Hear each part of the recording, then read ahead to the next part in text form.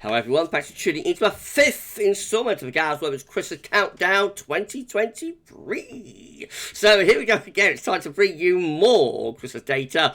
We are now up to update number 5 within our Christmas Countdown. And from this point onwards, the Christmas updates are going to start getting more frequent. So just been doing them twice a week since the beginning of November on a Sunday and on a Wednesday. But from now onwards, we're going to be going more or less every other day. Wow. I'm so sorry, but right the way up to Christmas. Jingle bells, everyone, jingle bells. So here we go. We just been sort of limbering up to the countdown, but now, the countdown begins. Properly. So I should get on your 5th Christmas update in a mo. Just to say that the first video sales our 6th UK weather forecast. We've also released our special video, episode 2. Looking at the stratosphere, all things stratosphere-wise. That was released earlier on today. And just been live as well, just before this video was released. It was live streamed our 10 to 14 there. So it's been an epic day of content, epic Wednesday of content.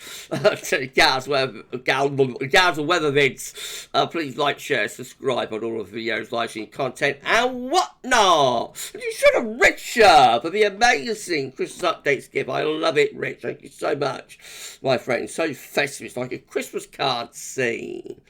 Oh, lovely. Thank you so much, Rich. My mum, Mrs. P, would have absolutely loved that. She would have thought that was gorgeous. Thank you so much, Rich.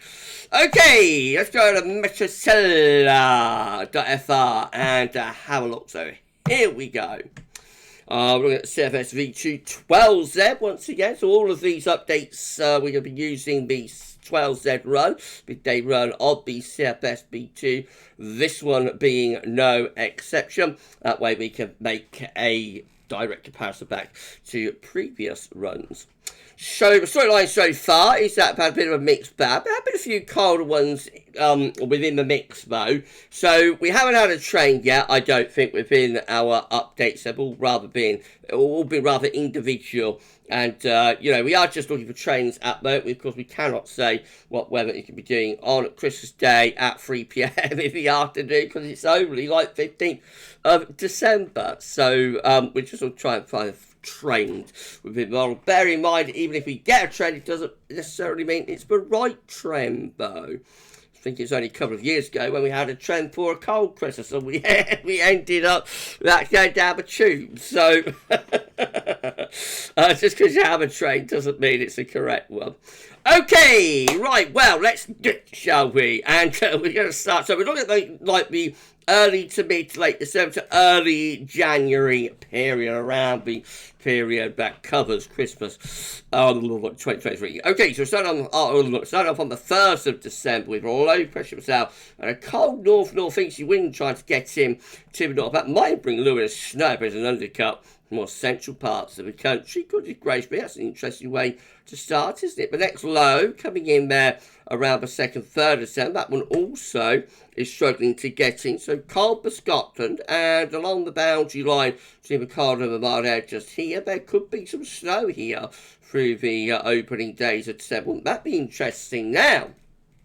Even more interest by the 5th of December. Those areas of low pressure get squashed southwards to Biscay. High pressure to the northwest Scotland. Winds are coming in from the east. So you have a cold and potentially quite wintry start to December here. Wasn't expecting that. Was you, everyone? Wasn't expecting that. So cold and wintry to begin December on tonight's 5th Christmas instalment of the countdown.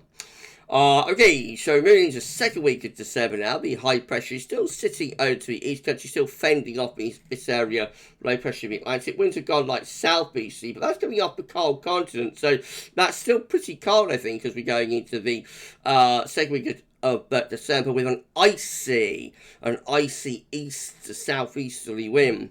Now, this area of low pressure coming off Atlantic attempting to dislodge that cold air. So this all looks quite interesting as we go to like the 11th, 12th December. It would depend on the exact parameters within this south-southeast, how cold it is. But it is the kind of thing that can deliver a snow to rain event. Eventually, milder out, of course, from the Atlantic will start moving into the west, turning any precipitation back to rain. But certainly for more eastern and northern regions, that's the kind of pattern that can sometimes deliver a snow event, depending, as I keep having to emphasise, how cold it is on the continent. Now, by the time we get through to the 12th, 13th, the Atlantic has properly broken through. So no chance of snow here, except across the very far north of Scotland. We're back into a milder Atlantic flow.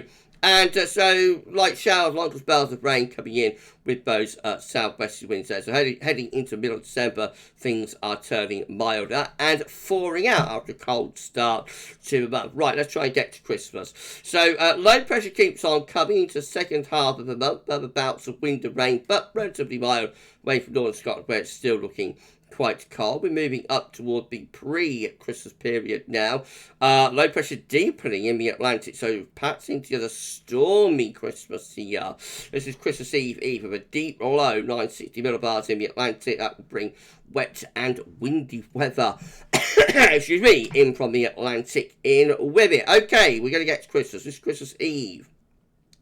Looking very unsettled with this area of low pressure here, bringing very wet and windy weather across it. Could be a little bit stormy in the south on the southern side of that low, so that implies a very wet and windy, stormy Christmas Eve. Christmas Day is looking relatively mild, but also unsettled, probably showering on Christmas Day, but the air is all coming in from the Atlantic, so it should be relatively mild. Might be kind of a little bit of snow over the Scottish mountains and whatnot, but essentially that is a mild Atlantic-driven flow. But we've got Gunga there with, wet weather or showery rain, anyway, in from off the Atlantic. So Christmas Eve looks very wet, windy. Christmas Day looks brighter, but showery and relatively mild.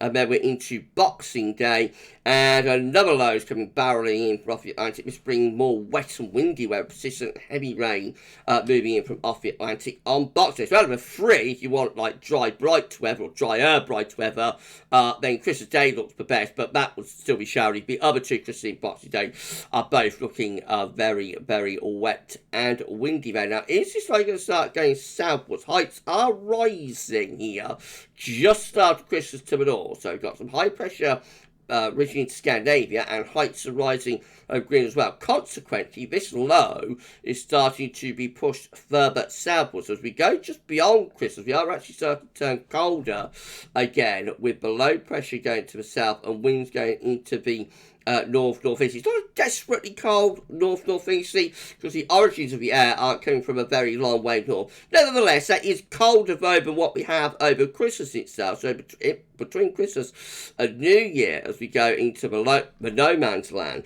it does start to get colder here, and that can start to turn some of the precipitation wintry. Now we're moving up towards the New Year, another low coming in off the Atlantic. Again, this one's on a southerly track. This might deliver something a little bit wintry on its northern edge as well. So rain perhaps in the south, snow for parts of England and Wales, potentially with that as we're coming towards New Year's Eve. That is New Year's Eve itself. So cold air, really cold air, actually starting to establish into the far north of the country. You see how far to the northeast the ice bars are going there, just to the north of Scotland. That will start to filter properly cold air into the far north of Scotland there. Elsewhere, chilly and wet with that area's low pressure again, could be colder for a little bit of snow. Is this going to unleash the beast into the new year? Well, let's see what's happening. So low pressure coming in on New Year's Day, so that would bring very wet weather into the south. On the northern side of that low, though, I think we are probably cold enough for significant snow in the northern half of the country. So significant snow for New Year's Day in the northern half of the country, rain down in the south, and then all areas going colder into the 3rd, 4th of January, but only temporarily. Low pressure bed is gathering in the Atlantic, reverting to south-southwest winds. So as we go through the first half of January, we're reverting back to much more of an Atlantic-driven type pattern. Quite stormy here through the first half of January.